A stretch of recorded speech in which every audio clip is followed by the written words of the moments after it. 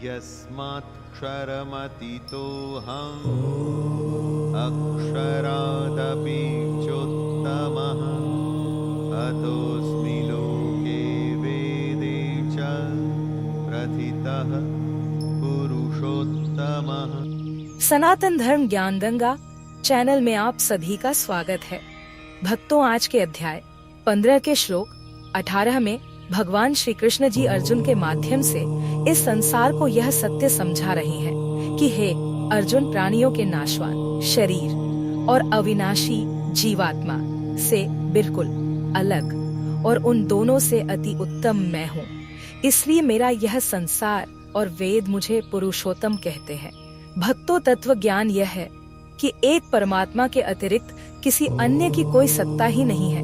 कहने का तात्पर्य यह है कि जब महाप्रलय काल रहता है उस समय एक परमात्मा के अतिरिक्त कुछ अन्य नहीं होता, और जब नया महासर्ग आरंभ होता है तब परमात्मा ही अपने ब्रह्म अर्थात ओम स्वरूप जो नाद स्वरूप है उस रूप में महत प्रकृति को धारण करते हैं।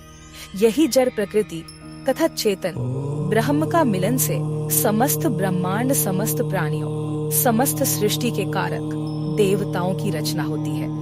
इसलिए शास्त्र सभी को रचने वाले हमारे परमात्मा को पुरुषोत्तम कहते हैं।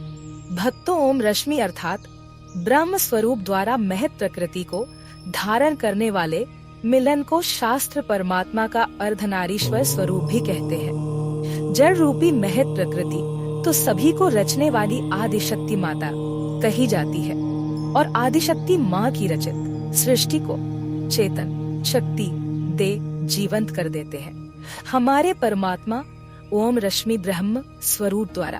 भक्तों, भगवान श्री कृष्ण जी ने नाशवान प्राणियों के शरीर को पुरुष कह संबोधित किया है, और प्राणियों के सूक्ष्म शरीर जिसे जीवात्मा भी कहते हैं को भी भगवान श्री कृष्ण ने पुरुष ही कहकर संबोधित किया है।